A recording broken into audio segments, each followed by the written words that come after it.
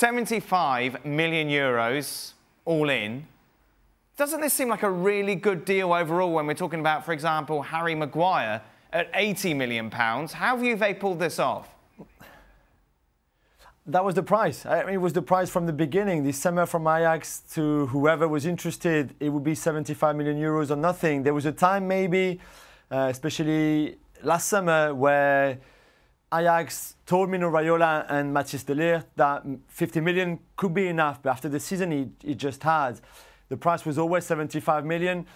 And to be fair, you're right. I think it does feel like this is a really good deal for Juventus. It would have been a good deal for a lot of clubs in Europe, to be fair, considering how good the player is and still how young he is and how much room for improvement there is amongst all that talent.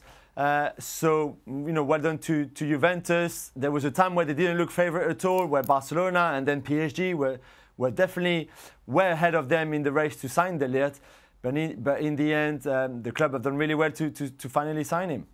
Meanwhile, in Madrid, of course, they're looking to get rid of Gareth Bale in any way possible. Marca thought maybe they had found a way. Bale tiene una salida. Bale has a way out, going to Spurs. That's what Marca reported. And then Jonathan Barnett came out, this Gareth Bale's agent, saying, I don't comment on rubbish. Is it rubbish, Jules?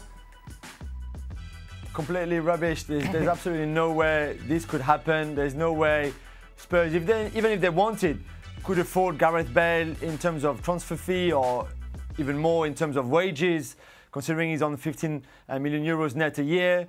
So, for once, I agree with Jonathan Barnett, that is rubbish. It's interesting because Julian emphasised that for once on Jonathan Barnett, who has become this kind of fun figure in all of this, Shaq. And he used to be your agent. Yes. And I know it's someone who you highly respect. I do.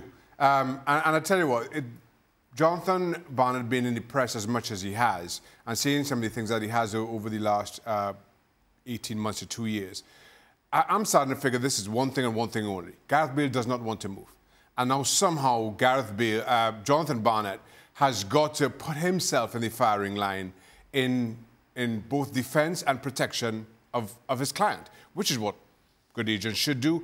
All that being said, how or why Gareth Bale does not want to move is beyond me. It goes against just about everything I know and felt and experienced as a player. Just wanted to sit on a healthy salary without any real option of playing football. Kind of goes against what we do and our mindset. Is this it for Gareth Bale? We're just going to see him playing the Copa del Rey? He's kind of put himself in that position. And I think another reason why you hear the agent talking is because Gareth is just saying, I am saying nothing. Yeah. I am staying where I am, and that's it. I don't see how he moves. No, nobody's going to pay him the money he's getting.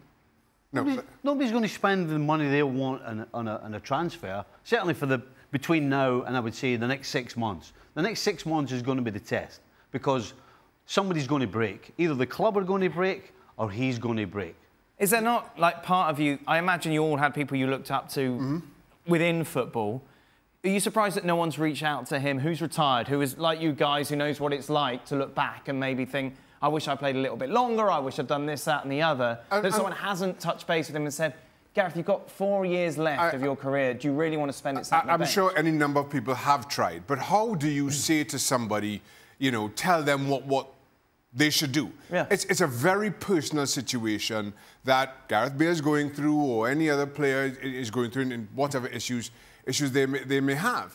And just going back to Gareth Bale again, and speaking from my own first-hand experience and knowing how Jonathan Barnett would think, he would be saying to Gareth Bale, listen, if you've got 3 years left in your contract, I can get you that same money over 5 years, let's say. Right. And then at least you keep yourself in the shop window, maybe you get another year or two out of the game, and that's icing on the cake, as it were. But if you just sit in Madrid on that money for 3 years, that's the end of your career.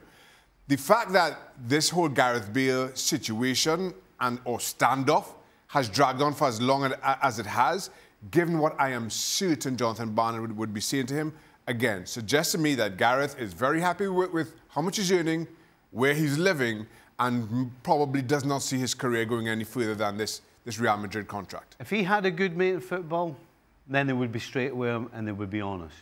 Yeah. And the only thing they should say is, you know what, you've got 4 years left to do something when you were a kid you wanted to do all your life. You've got all these medals you want to play. And the second question is, how much is enough money? That's the real question a friend should say to him. You want to sit on your backside and not play the thing that you love most for the sake of more money? That's what a good friend should be saying to him. For more, sign up now for ESPN Plus.